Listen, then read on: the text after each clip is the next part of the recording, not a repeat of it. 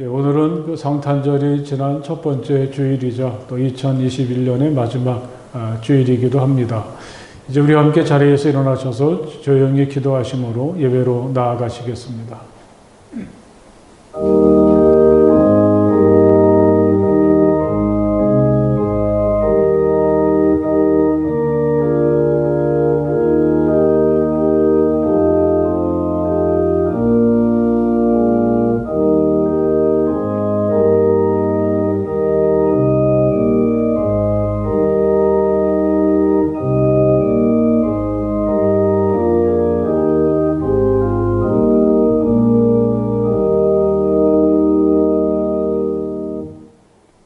만군의 주님, 주님이 계신 곳이 얼마나 사랑스러운지요.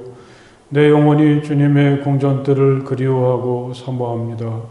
내 마음도 이 몸도 살아계신 하나님께 기쁨의 노래 부릅니다.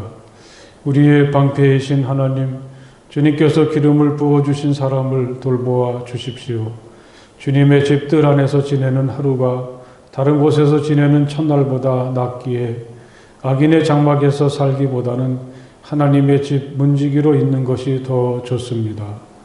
주 하나님은 태양과 방패이시기에 주님께서는 은혜와 영예를 내려주시며 정직한 사람에게 좋은 것을 아낌없이 내려주십니다. 만군의 주님, 주님을 신뢰하는 사람에게 복이 있습니다. 아멘.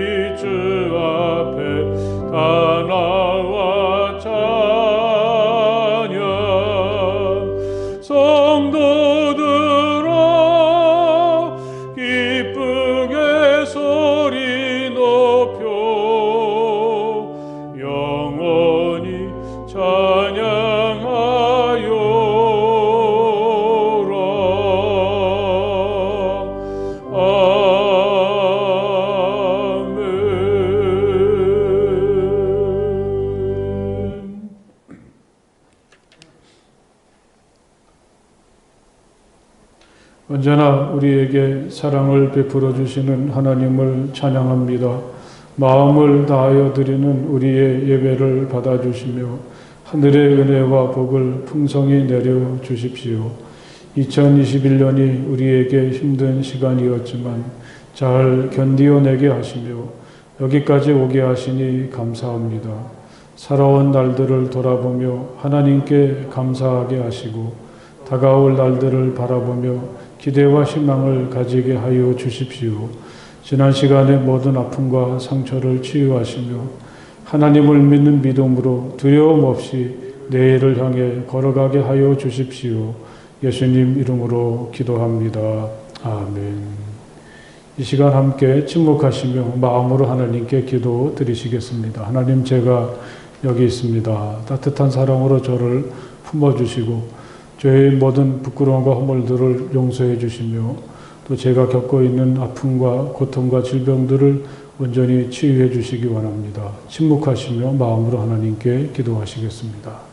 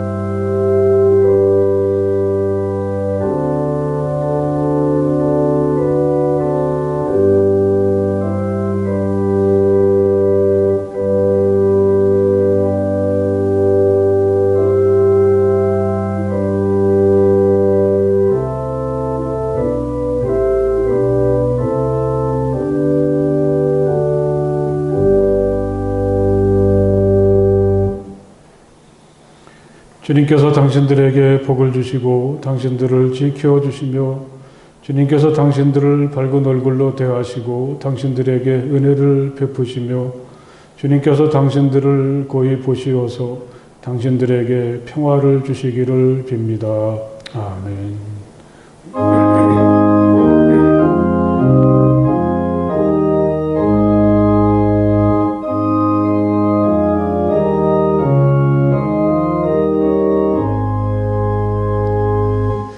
만복의 근원 하나님,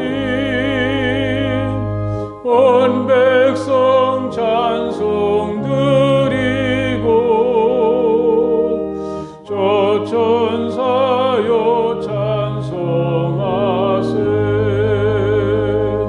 찬송 성부 성자 성령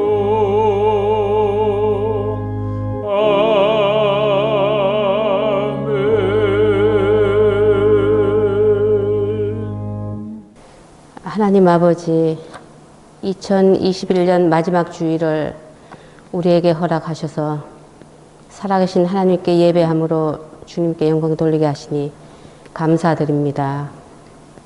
이 시간 우리의 영을 성령으로 충만하게 하셔서 온 마음과 정성을 다하고 예수 그리스도의 이름을 의지함으로 주님의 보좌 앞으로 담대히 나아가게 도와주시옵소서.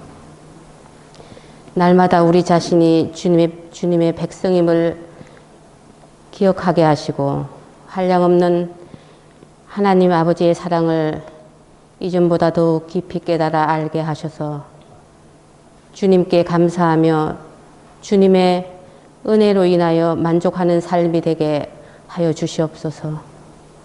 하나님 아버지, 지난 한 해는 참으로 힘겨운 시간을 보냈습니다. 특별히 코로나19 바이러스는 우리의 일상에 많은 변화와 어려움을 가져왔습니다. 우리의 삶이 힘들다 하여도 그래도 하나님 은혜 없이는 단 한순간도 살 수 없음을 주님께 고백합니다.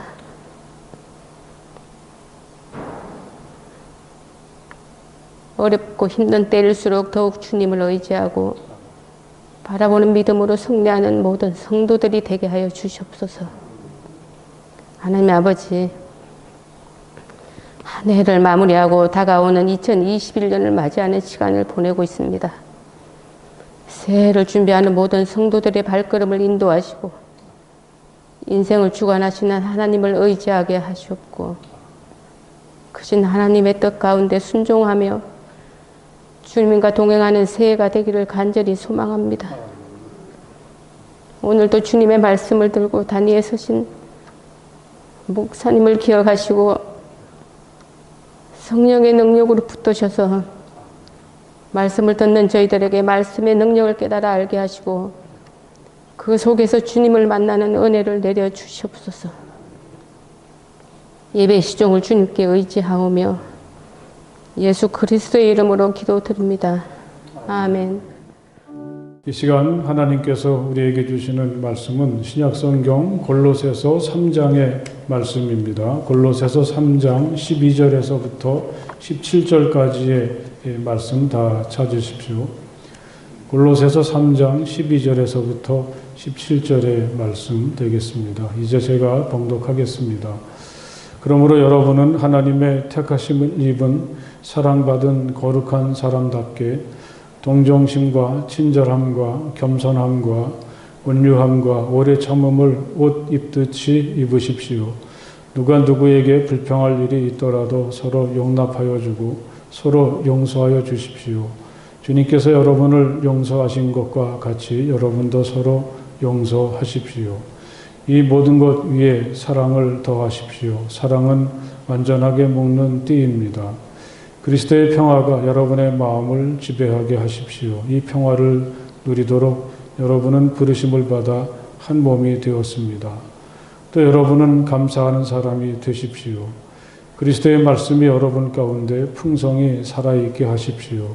온갖 지혜로 서로 가르치고 권고하십시오. 감사한 마음으로 시와 찬미와 신령한 노래로 여러분의 하나님께 마음을 다하여 찬양하십시오.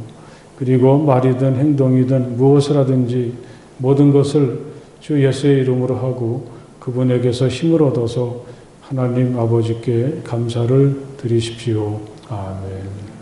예, 이렇게 추운 날씨 속에서도 이 아침에 주님을 찬양하는 우리 사랑하는 교우 여러분들, 또 가정에서 영상을 통해서 하나님께 예배드리는 모든 분들에게 하늘의 은혜가 넘치시기를 간절히 바랍니다.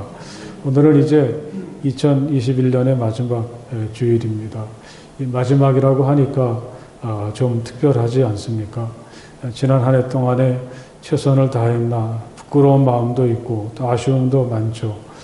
그래도 여기까지 왔구나 생각하면 안도감도 있고 또 스스로 대견하다는 생각이 들기도 합니다.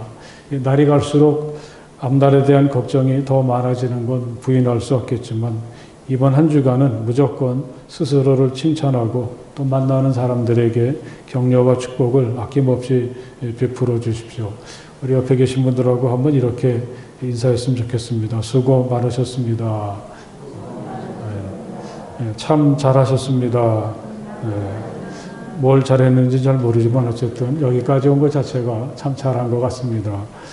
한 심리학 교수는 지난해를 돌아보면서 좋았던 것을 좀 적극적으로 찾아보라고 합니다.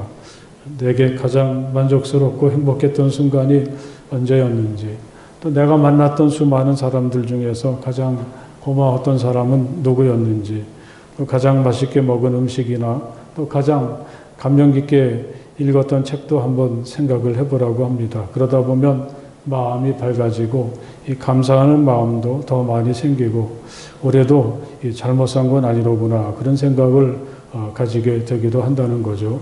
여러분들도 며칠 안 남았지만 한번 이렇게 시간을 보내보십시오.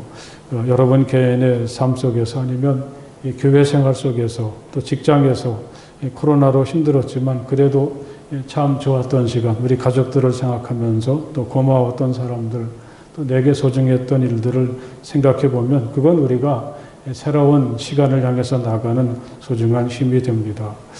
여러분도 한 해를 사시면서 그러셨겠지만 목사로서 한순간도 마음을 놓을 수가 없는 시간이었습니다. 또 그런 와중에서도 잊을 수 없는 은혜의 시간도 있었죠. 특별히 우리가 하나님의 말씀을 중심으로 예전에 없었던 은혜를 경험하고 서로를 날마다 붙잡아 주었던 일은 평소에 느낄 수가 없었던 이 코로나를 통해서 하나님께서 내려주신 아주 특별한 은혜였습니다. 더욱이 그런 믿음, 그런 마음과 정성이 한데 모여서 우리가 한 권의 신학 성경을 완성해냈을 때 참 감격스러웠습니다. 가장 뜨거운 계절이었는데 하나님 앞에서 떨리는 마음으로 한자 한자 하나님의 말씀을 써내려가는 여러분의 모습은 정말 거룩했습니다. 또 조금의 오차도 없이 저마다에게 주어진 분량이 다 모아져서 하나의 책, 그야말로 세상에 둘도 없는 성경책이 만들어졌을 때 참 기쁘고 감격스러웠습니다.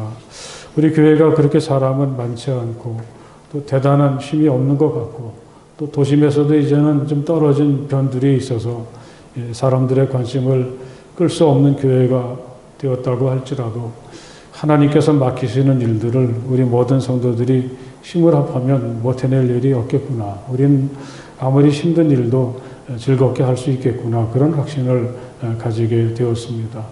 여러분 가정에도 우리가 지난 여름에 해냈던 놀랍고 신기한 일에 대한 증거가 잘 꾸며진 성경책으로 간직되어 있을 텐데 우리가 하나님의 사랑 안에서 한 가족이라는 소중한 증거가 되기도 하죠. 이제 집에 가시면 그 책을 다시 한번 펼쳐보시면서 어려운 중에도 하나님이 이렇게 우리를 도우시고 붙잡아 주시는구나. 내 곁에는 내 가족들도 있고 또 나와 함께 기쁨으로 믿음의 길을 걸어가는 좋은 친구들이 있구나. 그런 것을 다시금 확인하시고 이 감사와 기쁨으로 또 좋은 마음으로 한 해를 마무리하셨으면 좋겠습니다. 오늘 우리가 함께 읽은 이 하나님의 말씀은 사도 바울이 골로새의 성도들에게 감옥에서 보낸 편지의 한 부분이죠. 이 크리스마스를 보내고 이제 한 해를 정리하는 우리에게 정말 알맞은 말씀이라고 저는 읽었습니다. 우리는 어제도 함께 나누었지만 이 크리스마스에 태어나신 예수님을 통해서 새롭게 태어난 사람들입니다. 그걸 사도 바울은 오늘 말씀 속에서 이렇게 표현하고 있습니다. 12절의 앞부분을 보면 그러므로 여러분은 하나님의 택하심을 입은 사랑받는 거룩한 사람답게 이렇게 말하는데 여기서 예수를 통해서 새롭게 태어난 우리의 세 가지 모습을 소개하고 있습니다. 첫째는 하나님의 택하심을 받은 사람이 바로 우리들이란 사실이죠. 이 바울은 우리가 하나님의 택하심을 받은 사람이라고 했습니다. 겉으로 보기엔 내가 예수를 선택하고 내가 하나님을 믿기 시작하고 내가 내 힘으로 교회에 나오게 된 것 같은데 사실은 그게 아니라는 말씀이죠.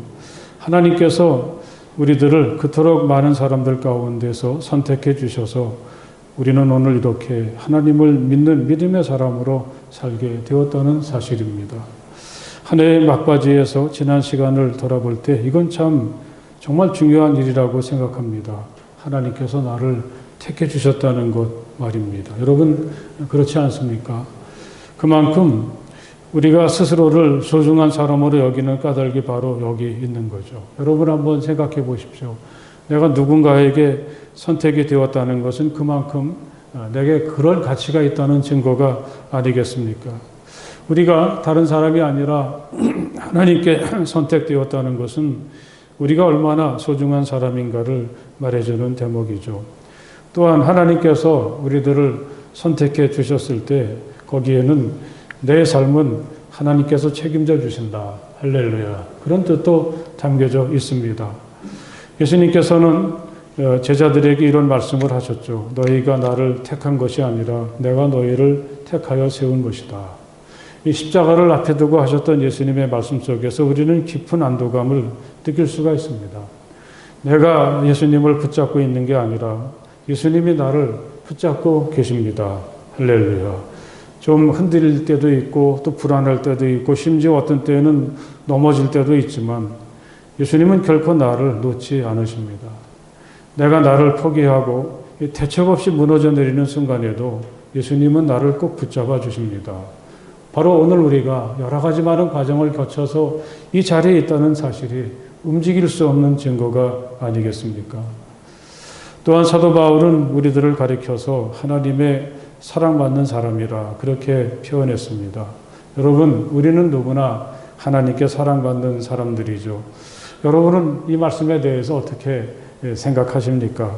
하나님이 정말 나를 사랑하셔. 누가 뭐래도 난 하나님의 사랑받는 사람이야. 그런 마음들이 있으십니까?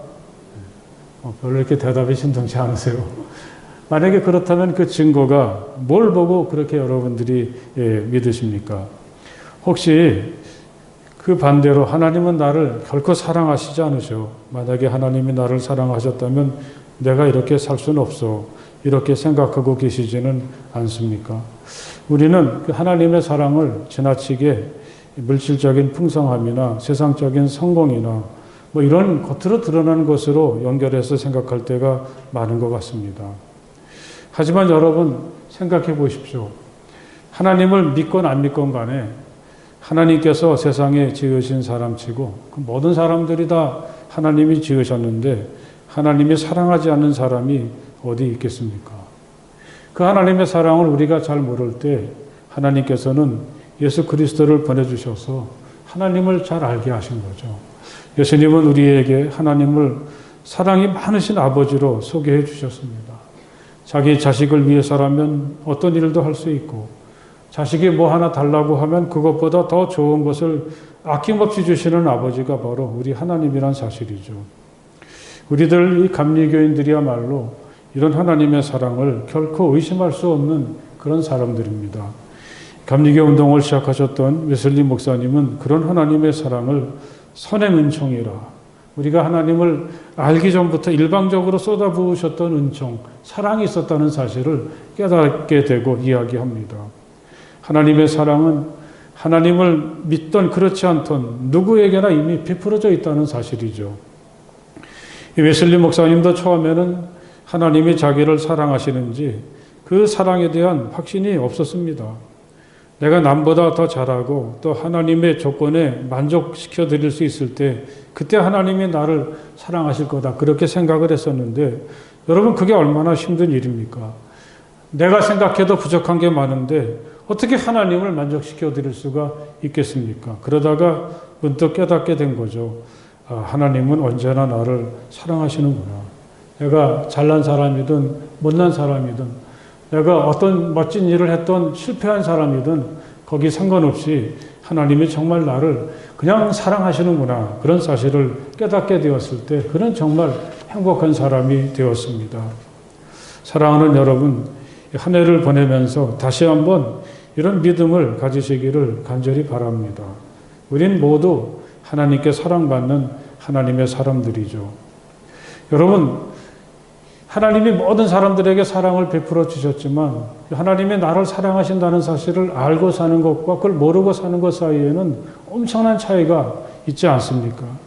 정말 이것은 삶에 있어서 근원적인 문제라고 하겠습니다. 하나님이 나를 사랑하신다는 사실을 알게 될 때 우리는 비로소 하나님의 자녀가 되는 것이고 이 세상을 자유롭게 살 수 있습니다. 하나님의 사랑을 알지 못한다면 우리는 언제나 노예처럼 두려움과 거리낌 속에서 어두움 속에서 한평생을 살게 됩니다. 우리는 돈이 많고 적고 높고 낮고 그런 사실을 굉장히 중요하게 생각하지만 이것보다 더 본질적이고 소중한 게 바로 하나님의 사랑인 거죠. 우리 모두가 다 하나님의 사랑을 받는 사람들이죠. 물론 올해를 지나는 동안에도 많이 실망스럽기도 했고 마음이 아팠던 시간들이 많이 있었습니다.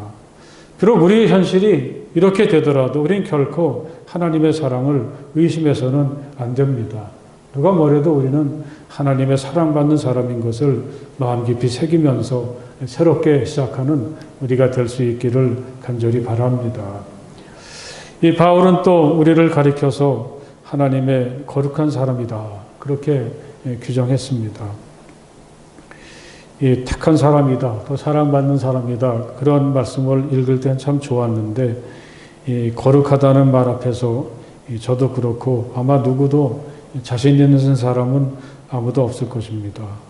하나님의 사랑은 참 좋은 거지만 거룩한 사람이 되어야 한다는 말은 참 부담스럽죠. 여러분은 자신이 거룩한 사람이다 그렇게 또 거룩하게 살아봤다 그렇게 생각을 하십니까? 사실 누구도 여기에 대해서 장담을 할 수가 없죠. 또 내가 거룩하다고 할 때 거룩하다고 말할 수 있는 근거는 무엇이겠습니까? 이스라엘에 가보면 아직도 옛날부터 내려오는 전통적인 복장을 고집하고 사는 사람들이 있다고 하죠. 아무리 날씨가 더워도 그들은 자기들의 고집을 꺾지 않고 그 검고 긴 옷을 벗지 않고 입고 있는다고 합니다. 아마 그들에게는 그렇게 하는 것이 전해 내려오는 전통을 지키고 또 거룩함을 드러내는 방법이라고 생각을 하는 것 같습니다. 그들은 거룩함을 그렇게 생각하죠. 하지만 예수님은 이 거룩함을 좀 다르게 생각하신 것 같습니다. 죄송한 말씀이지만 이 복음서를 통해서 드러나는 예수님의 말씀과 행동을 보면 예수님은 그 시대 사람들의 규정에서 보면 거룩하지 않았습니다. 거룩함의 가장 기본적인 척도라고 할 수 있는 안식일의 규례도 예수님은 자주 어기셨죠. 안식일에도 많은 병자를 고쳐주지 않으셨습니까? 또 예수님이 가까이 하셨던 사람들 중에는 거룩과는 담을 싼 사람들도 참 많이 있었습니다. 세리나 죄인들과도 예수님은 너무 잘 지내셨죠. 때로는 기도나 금식 같은 거룩함의 규례를 그냥 지나치시는 적도 많았습니다. 그런데 그러면서도 예수님은 진정한 거룩함이 무엇인지를 알려주셨던 거죠. 그거 참 중요한 문제라고 생각을 합니다. 우리는 그 사도 바울이 우리가 하나님의 거룩한 사람입니다. 그렇게 말할 때 곰곰이 생각해 보면 가장 중요한 것은 정체성의 문제라고 하겠습니다. 만약에 내가 자신을 생각할 때 나는 하나님을 믿는 사람이다. 하나님이 택하셨고 하나님의 세상에 보내신 사람이다. 만약에 우리가 자기 자신을 이렇게 생각할 때 우리는 이미 거룩한 사람으로 살고 있는 것입니다. 할렐루야. 때로는 옷차림이 그렇지 못할 수도 있습니다. 우리가 하는 말이나 행동이 결코 사람들이 높게 평가할 만큼 고상하지 않을 수도 있습니다. 그렇더라도 만약에 우리가 나는 누가 뭐래도 하나님을 믿는 사람이에요. 하나님이 택하셨고 하나님이 나를 세상에 보내셨어. 우리가 만약에 이런 자의식을 항상 품고 말하고 행동한다면 우리는 내가 구태여 의식하지 않더라도 우리의 말과 행동을 통해서 자연스럽게 하나님을 드러내게 됩니다. 그리고 그렇게 살아가는 사람들이 이 시대의 거룩한 사람이라는 것을 여러분 마음 깊이 새기시기를 간절히 바랍니다. 여러분 이렇게 바울은 참 우리의 중요한 모습을 다시 이 말씀을 통해서 일깨워주고 있습니다. 나는 하나님이 선택하신 사람이다. 하나님은 정말 나를 사랑하신다. 나는 하나님을 믿는 거룩한 사람이다. 이러한 소중한 자신의 모습을 오늘 하나님 앞에서 다시 회복하는 우리가 될 수 있기를 간절히 바랍니다. 이렇게 우리가 자신을 이 다른 모습이 아니라 이 세상 사람들의 기준이 아니라 이 말씀의 기준에서 우리를 바라볼 때 우리는 의식하지 않더라도 정말 새로운 정말 그렇게 살고 싶은 멋진 사람으로 저절로 그렇게 되어가는 것이죠. 사도 바울은 이러한 의식을, 이러한 생각을 가지고 사는 사람들의 삶이 어떠한지를 구체적으로 제시하고 있습니다. 먼저 12절을 보면 동정심과 친절함과 겸손함과 온유함과 오래 참음을 옷 입듯이 입으십시오. 이렇게 이야기하고 있습니다. 하나님의 사랑이 우리 가운데 있을 때, 또 내가 하나님의 특별한 사람이라고 느낄 때, 또 내가 하나님을 세상에 나타내는 거룩한 사람이라고 자각할 때, 이런 아름다운 성품들이 우리 가운데 형성이 되게 된다는 사실입니다. 첫째는 동정심이죠. 다른 사람들이 겪는 아픔을 그냥 지나칠 수가 없습니다. 서로 내가 힘이 없더라도 그 사람의 아픔을 마음 깊은 곳에서부터 함께 아파할 수가 있게 되는 거죠. 친절함도 이야기합니다.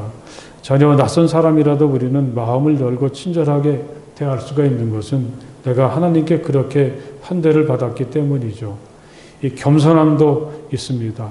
구태여 다른 사람을 의식하면서 나 자신을 드러낸다든지 나와 다른 사람을 비교할 만한 이유가 전혀 없죠. 예수님 한 분만으로 모든 것이 넉넉해지고 스스로 느끼는 자신에 대한 가치가 있기 때문입니다. 온유함도 말하죠. 그에겐 항상 따스함이 있고 그는 모든 사람을 허용할 수가 있게 됩니다. 오래 참음도 이야기하죠. 이런 과정에서 그는 오래 참고 견딜 수 있는 사람으로 변하게 됩니다. 하나님의 선하심을 굳게 믿으니까요. 여러분이 몇 가지 이 바울이 제시하는 덕목들을 한번 생각해 보십시오. 얼마나 멋있습니까? 이렇게만 살 수 있다면 얼마나 좋을까요? 눈을 감고 가만히 이토록 아름다운 성품들을 생각해 보게 되죠. 마음으로부터 우러나오는 따스함과 친절함, 열린 마음, 넉넉한 마음으로 사람들을 대하고 너에게 베풀어주는 삶, 사랑을 받는 사람보다 사랑하는 사람, 받는 사람보다 주는 사람이 더 행복한다는 사실을 여러분 기억하시길 바랍니다. 또한 용서와 사랑도 이 사도 바울은 이야기합니다. 누가 누구에게 불평할 일이 있더라도 서로 용납하여 주고 서로 용서하여 주십시오. 주님께서 여러분을 용서하신 것과 같이 여러분도 서로 용서하십시오. 이 모든 것 위에 사랑을 더하십시오. 사랑은 완전하게 묶는 띠입니다. 이 바울은 이 대목에서 용서라는 말을 3번, 또 용납한다는 말을 1번 사용했습니다. 초대교회가 우리 보기엔 참 모범적이고 완전한 공동체 같지만 이렇게 바울이 용서와 용납함을 자꾸 얘기할 때 그 내부에도 어떤 갈등이 있었구나 그런 사실을 짐작하게 되죠. 그렇지 않겠습니까? 완벽하지 않은 사람들이 모여 있는데 이런 문제들이 어떻게 없겠습니까? 혹시 내가 나에게 잘못하거나 실수했을 때 불평하지 말고 그것까지도 받아주고 용서해 주어라. 바울은 이렇게 이야기합니다. 따지고 보면 다 부족하지 않아요. 이미 우린 누구나 다 예수님께 용서를 받은 사람이 아닌가. 예수님이 나를 받아주시고 용서하신 것을 생각하면 우리도 너의 허물을 있는 그대로 받아들여주고 용서할 수 있지 않은가. 바울은 이렇게 이야기합니다. 서로 어떤 때에는 내가 나에게 행한 잘못에 대해서 용서를 구하지 않더라도 또 그것이 잘못된 행동인 것조차 알지 못하더라도 그래도 우리는 용서할 수 있어야 되겠습니다. 예수님은 십자가에서 아버지 저 사람들을 용서하여 주십시오. 저 사람들은 자기네가 무슨 일을 하는지를 알지 못합니다. 이런 기도를 드리시지 않았습니까? 아, 저 사람들이 지금 몰라서 그러는구나. 알았다면 이렇게 하지 않았을 텐데. 이게 용서의 이유가 된다고 주님은 우리에게 가르쳐 주시죠. 여러분, 이 한 해를 살아오는 동안 너무 힘들어서 불평할 일도 많이 있었고 섭섭하게 한 사람들도 많겠지만 오늘 이 말씀을 의지해서 우리가 가기 전에 용납하고 용서하시기를 바랍니다. 그게 우리가 기쁘고 즐겁게 새로운 시간을 맞이하는 지혜로운 길이 되는 것이죠. 이 모든 것 위에 사랑을 더해야 한다고 바울은 이야기합니다. 사실 그렇지 않겠습니까? 사랑이 없이 어떻게 우리가 용서할 수 있고 다른 사람들을 잘 받아들일 수 있겠습니까? 며칠은 하나님이 그러라고 하셨으니까 그런 척 할 수 있겠지만 만약에 사랑이 없다면 금방 바닥이 나고 말 것입니다. 하지만 우리에게 사랑이 있다면 우린 이런 아름다운 일들을 기쁨으로 할 수가 있게 됩니다. 특별히 바울은 이 사랑을 가리켜서 완전하게 묶는 띠라고 그렇게 표현했습니다. 이 12절의 앞부분에 보면은 옷 입듯 입으십시오. 옷을 입는 것으로 새로운 성품을 갖추는 것을 이야기했는데 그런데 이 12절의 마지막 부분에 말씀하고 14절의 말씀을 연결지어서 생각해 본다면 만약에 어떤 사람이 옷을 근사하게 입으려고 하기는 했는데 띠를 두르지 않았다면 그 옷차림이 얼마나 이상하겠습니까? 이 띠를 둘러야 옷차림이 완성이 되는 것처럼 사랑이 바로 그런 뜻이 있다는 거예요. 사랑은 모든 선한 일의 출발점이고 사랑은 모든 선한 행위의 완성이라 그렇게 말씀하고 있습니다. 하나님께서 우리를 그토록 사랑해 주셨는데 우리들도 그 하나님의 사랑을 생각하면서 모든 것을 사랑으로 할 수 있는 우리가 될 수 있기를 간절히 바랍니다. 또한 이 바울은 우리에게 그리스도와의 평화와 그리스도의 말씀을 상기시키죠. 그리스도의 평화가 여러분의 마음을 지배하게 하십시오. 그리스도의 말씀이 여러분 가운데 풍성히 살아있게 하십시오. 이렇게 이야기합니다. 이 평화의 비결, 이 평화의 시작은 당연히 예수님이십니다. 예수님은 우리가 예수님을 믿고 의지할 때 자신의 평화로 우리를 초대해 주시죠. 어제 성탄절 설교에서도 가장 좋은 크리스마스 선물이 바로 이 평화라는 말씀을 드렸습니다. 이 세상의 평화가 아니라 예수님께서 주시는 그러한 평화입니다. 이 평화는 우리가 예수님을 생각할 때마다 마구 솟구쳐 올라오게 되죠. 그리고 또 예수님의 마음으로 너를 따뜻한 마음으로 받아들일 수 있게 될 때, 그래서 평화와 우리가 한 몸을 이루는다는 사실은 서로 연결이 된다고 사도 바울은 15절의 말씀 속에서 이야기하고 있는데, 그럴 때 주님의 평화가 우리를 지배하게 되고 주님의 평화를 우리가 느낄 수 있을 때 그것은 흔들릴 수 없는 든든한 삶의 기초가 됩니다. 또한 사도 바울은 그리스도의 말씀이 우리 가운데 풍성히 살아있을 때 내가 어떻게 살아야 될지 우리 미래가 분명해진다고 하겠습니다. 주님의 말씀은 내 발의 등불이요 내 길의 빛입니다. 예전에 한 신앙인은 우리 인생에서 말씀이 어떤 위치를 차지하는지 이렇게 설명을 해주고 있죠. 앞길이 캄캄합니다. 어디로 가야 할지, 어떤 선택을 해야 할지 자신이 없고 머뭇거리게 될 때 예수 그리스도의 말씀이 비치고 길잡이가 된다. 그래서 주님의 말씀이 풍성하게 우리 안에 살아있을 때 우리는 그 말씀을 통해서 앞을 향해서 두려움 없이 나갈 수가 있게 됩니다. 여러분, 우리는 어수선하고 불안한 세상을 살고 있지만 그럴수록 더욱더 주님을 의지하면서 주님을 붙잡아야 되겠습니다. 주님이 세상을 사는 동안 누리셨던 그 평화를 나에게도 내려주세요. 주님의 평화가 내 마음을 다스려 주십시오. 이렇게 불안할수록 주님의 평화를 갈망하십시오. 또한 우리 안에 이 그리스도의 말씀이 항상 살아있어야 됩니다.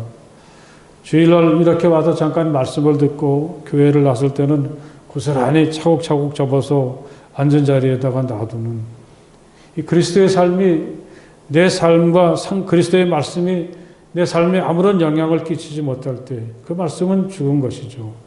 또 말씀이 죽으면 우리도 죽어 있는 존재가 될 수밖에 없습니다. 바울은 우리에게 그리스도의 말씀이 여러분 가운데 풍성히 살아있게 하십시오. 말씀은 살아있어야 되는 것이다. 그렇게 생명체처럼 말씀을 하십니다. 그리스도의 말씀이 막 우리 가운데서 살아 움직일세 그 말씀이 우리들의 삶에 막 영향을 끼칠 때 우리는 비로소 깨어있는 사람이 되는 것이고 살아있는 사람이 되는 것이죠. 할렐루야. 이 평화와 이 말씀의 두 가지를 항상 마음속에 품으시기를 간절히 바랍니다. 마지막으로 이 바울이 이야기하는 것은 찬양과 감사입니다. 시와 찬미와 신령한 노래로 여러분의 하나님께 마음을 다하여 찬양하십시오. 모든 것을 주 예수의 이름으로 하고 그분에게서 힘을 얻어서 하나님 아버지께 감사를 드리십시오. 이 찬양과 감사는 아무리 강조해도 오히려 부족한 너무나 소중한 것들이죠. 여러분 언제나 마음을 다해서 하나님을 찬양하시기 바랍니다. 우리가 이렇게 하나님을 마음으로부터 찬양할 때 정말 기쁘고 즐겁게 세상을 살 수가 있게 됩니다. 참 그런 경험을 많이 하게 됩니다. 하나님을 찬양하면 하늘에 계신 하나님만 좋아해야 되는데 참 놀라운 것은 하나님을 찬양하면 찬양할수록 우리 마음이 좋아진다는 사실이죠. 할렐루야. 우리가 하나님을 찬양할 때 하나님께서 그런 기쁜 마음을 우리에게 주시는 것 같아요. 그래서 이건 참 신비한 것입니다. 그래서 하나님을 찬양하라고 바울은 말하는 것이 아닌가. 그때가 가장 우리에게 행복하고 좋은 시간이 되기 때문이죠. 여러분들도 한번 시도해 보시기 바랍니다. 마음으로 하나님을 찬양할 때 내가 얼마나 기쁘고 즐거워지는지 말입니다. 또 이 감사에도 비슷한 신비가 있습니다. 하나님 감사합니다.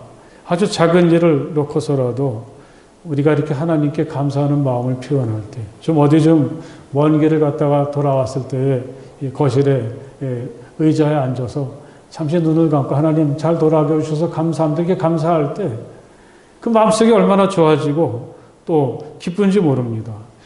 물론 듣는 하나님께서도 좋아하시겠지만 이 감사를 표현하고 고백할 때 우리 마음이 얼마나 행복하고 좋은지 여러분들도 한번 많이 실험해 보시기 바랍니다. 하나님 감사합니다. 이런 고백은 우리를 정말 행복하게 하고 풍성하게 해주는 것입니다. 비록 가진 것은 많지 않더라도 앞으로의 우리들의 삶이 하나님을 찬양하고 하나님께 감사함으로 풍성해지고 기쁨이 넘치는 우리의 삶이 될 수 있기를 간절히 바랍니다. 여러분 2000 한 해를 살아오는 동안에 참 많이 힘들기도 하고 또 후회도 많이 했고 또 많이 가슴이 아팠습니다. 그래도 우리의 본질, 우리들의 참모습은 달라지지 않는다는 사실을 기억하시길 바랍니다. 여러분, 우리가 누구입니까?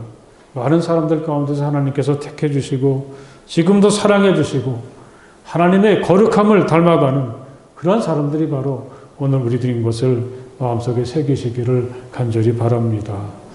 2020년을 하나님의 사람으로 믿음을 지키고 여기까지 살아온 것에 대해서 여러분들을 축복하고 격려합니다. 여러분들은 그 사실을 가지고 하나님께 감사하시길 바랍니다. 앞으로 남은 시간, 내게 오는 새로운 시간을 하나님께서 택하시고 하나님께 사랑받는 거룩한 사람으로서 마음을 다지면서 시작하는 우리가 될 수 있기를 주님의 이름으로 간절히 축복을 드립니다. 할렐루야. 기도하시겠습니다. 하나님 참 감사합니다. 우리가 누군지, 정말 우리가 우리의 마음을 하늘을 향하고 우리의 눈이 하늘을 바라볼 때 어떤 변화가 우리 가운데서 일어나게 되는지 이 말씀을 통해서 깨닫게 도와주시니 정말 감사합니다.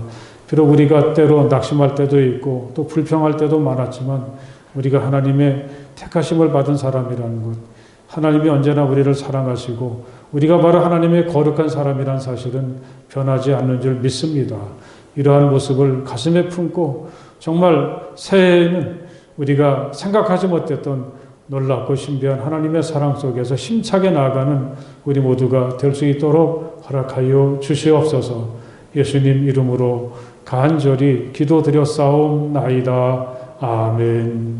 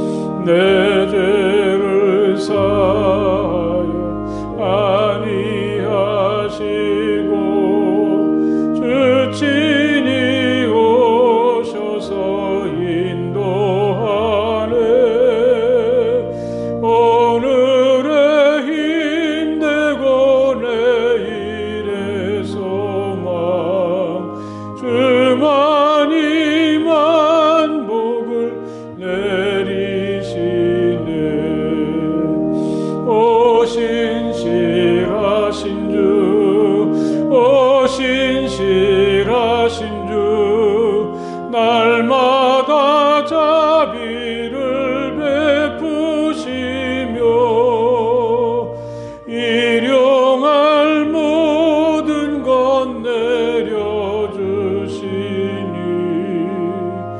오 신실하신 주 나의 구주.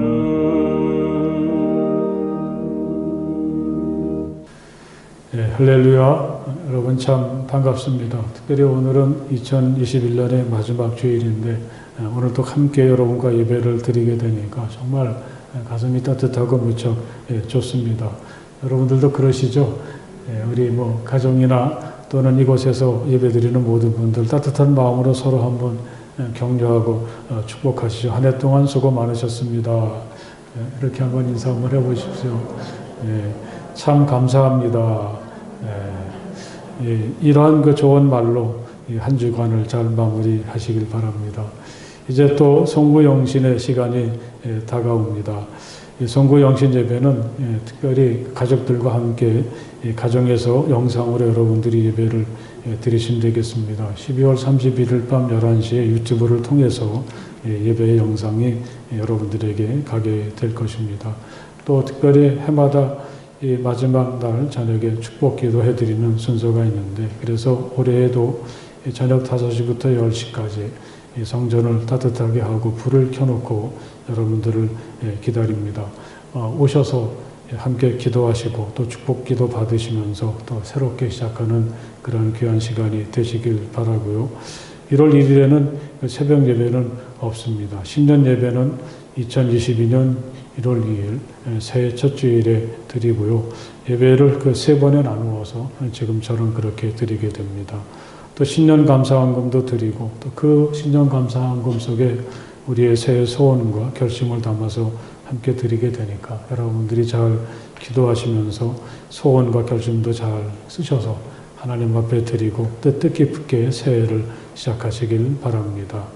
지난 주일에 그 당회가 있었는데 우리 귀한 일꾼들을 새로 선출해서 집사 1분, 또 권사 10분, 또 이 장로 2분을 선출하게 되었습니다. 새롭게 세워진 임원들을 위해서 많이 기도해 주시고 또 그들이 열심히 봉사할 수 있도록 격려해 주시고 축복해 주십시오. 특별히 그 신천 집사, 신천 권사 임명식은 1월 세 번째 주일 11시 30분 공동 예배 시간에 하게 될 것이니까 우리 새로운 임원들은 기도하시면서 또 잘 준비하셨으면 좋겠습니다. 우리 신천 장로는 이 지방의 그 추천 과정을 거쳐야 되기 때문에 아마 2월 말 지나서 잘 거치게 되시면 3월부터 장로로 교회를 섬기게 될 것이라고 생각합니다. 여러분 한 해 동안 참 감사했고 수고 많으셨습니다. 이 뜻깊은 한 주간 보내시고 또 새해에 다시 만날 수 있도록 하겠습니다. 우리 함께 일어나셔서 주기도문 찬송과 함께 찬송을 부르시겠습니다. 아멘.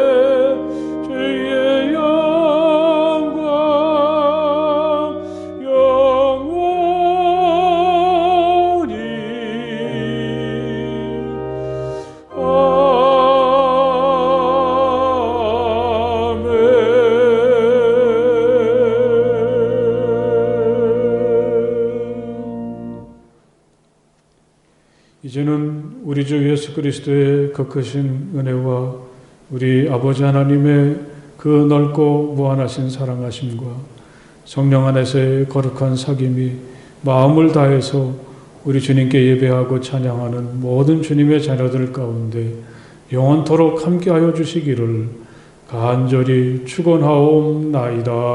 아멘.